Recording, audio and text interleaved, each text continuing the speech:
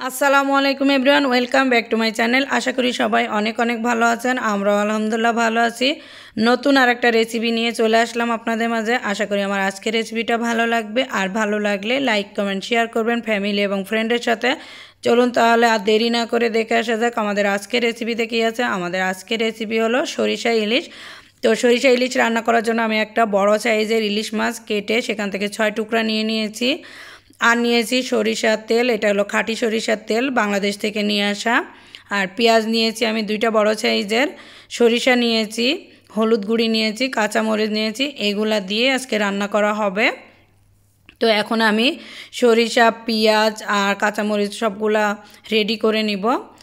তো আমি প্রথমে সরিষাটা বেটে নিচ্ছি। আপনারা চাইলে ব্লেন্ডারেও এটা করে নিতে পারেন। আমি হলো সবগুলা আজকে শিলপাটাতে বেটে তারপরে রান্না করব। তো আমি কালো সরিষাটা নিয়েছি, আপনারা চাইলে সাদা সরিষাটা নিয়েও কিন্তু এভাবে বেটেও নিতে পারেন, আবার ব্লেন্ডারে পেস্ট করে নিতে পারেন। তো যাদের কাছে শিলপাটা নেই তারা কিন্তু ব্লেন্ডারেই করে নিতে হবে। আমার কাছে শিলপাটা আছে, তাই আমি সবগুলা একটু একটু করে বেটে নিচ্ছি। তো সরিষা বাটার পরে আমি এখন পেঁয়াজ বেটে নিচ্ছি। এখানে আমি হাফ কাপ পরিমাণ পেঁয়াজ বেটে নিচ্ছি।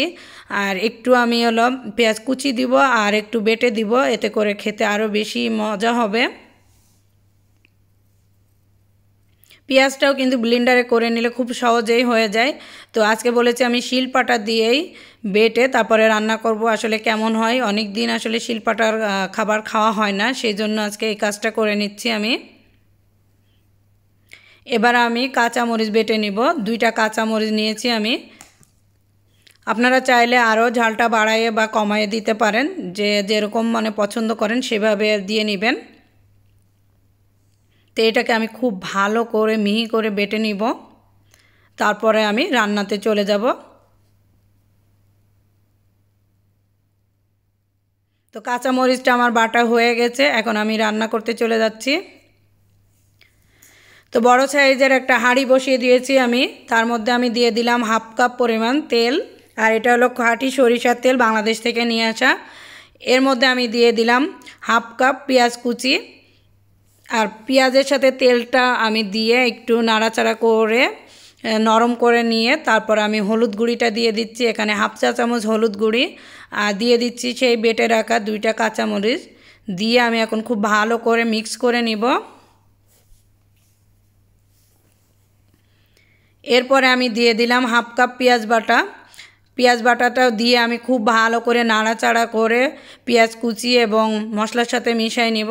এরপরে আমি দিয়ে দিচ্ছি এখানে 2 টেবিল চামচ পরিমাণ বাটা সরিষা। আর এটা আমি শিলপাটাতেই বেটে নিয়েছিলাম, আগেই দেখতেই পেয়েছেন।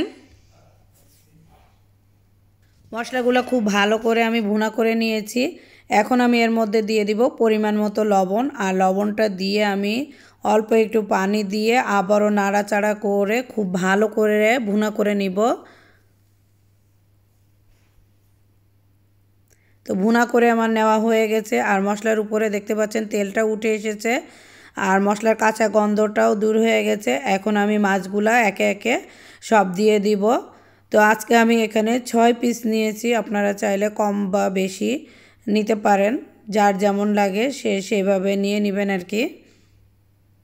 তো এখন আমি মাছগুলা মশলার সাথে খুব ভালো করে মিক্স করে উল্টে পাল্টে নাড়াচাড়া করে দিব।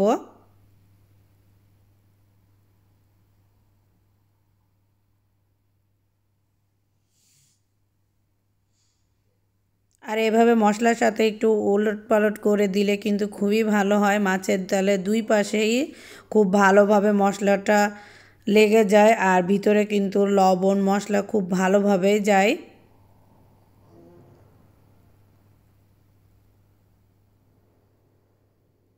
তো কিছুক্ষণ পরে আমি আবারও নাড়াচাড়া করে দিচ্ছি, কারণ চুলাতে হয়তো পোড়া লেগে যেতে পারে, সেজন্য মাঝে মাঝে এরকম নাড়াচাড়া করে দিতে হবে, তাহলে মাছটা আর পোড়া লাগবে না। এখন আমি এর মধ্যে 1 কাপ পরিমাণ পানি দিয়ে আবারও মাছটা উল্টে পাল্টে দিয়ে তারপরে ঢাকনা দিয়ে ঢেকে রান্না করব।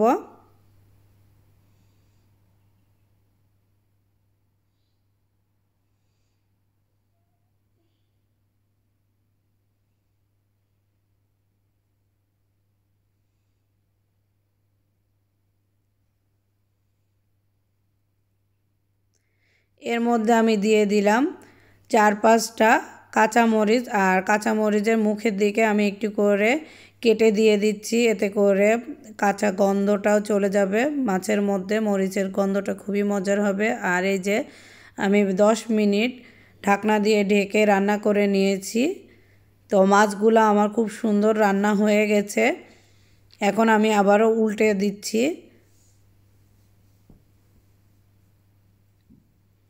এরপরে আমি লবণটাও টেস্ট করে নিয়েছি, তো একদম পারফেক্ট আছে। এখন আমি মাছটা আবারও উল্টে দিচ্ছি। এভাবে উল্টায় দিলে কি বারবার এই পিঠ ওই পিঠ দুই পিঠই কিন্তু একই রকম হবে, আর খেতেও কিন্তু অনেক বেশি মজা হবে। তো আমি 2 মিনিটের জন্য ঢাকনা দিয়ে ঢেকে দিয়েছিলাম আবারও। তো এখন আমার রান্নাটা একদম পারফেক্ট হয়ে গেছে। এই যে ঝোলটা দেখতে পাচ্ছেন কেমন, আমি একটু ঝোল রেখেছি যাতে করে বাচ্চারা একটু খেতে পারে। আপনারা চাইলে আরও গ্রেভি করে নিতে পারেন।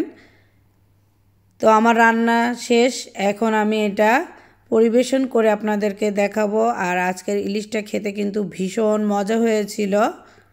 একবার হলেও আপনারা বাসায় এভাবে ট্রাই করে দেখবেন, ফ্যামিলি এবং ফ্রেন্ডের এভাবে রান্না করে খাওয়াই দেখবেন যে আসলে কেমন হয়েছে। দেখলে আসলে বোঝা যায় না, নিজের হাতে যতক্ষণ রান্না না করবেন ততক্ষণ আসলে বুঝতেই পারবেন না খেতে কতটা মজা হয়েছে। আর আমাদের ইলিশটা কিন্তু আজকে খেতে ভীষণ মজা হয়েছিল। রান্নাটা করতে করতে আমার জিভে আসলে পানি এসে গিয়েছিল কখন আমি এটা খাবো। তো আজকের মতো এখানেই বিদায় নিচ্ছি। আল্লাহ সবাইকে নেক হায়াত দান করুক। আল্লাহ হাফেজ। আসসালামু আলাইকুম।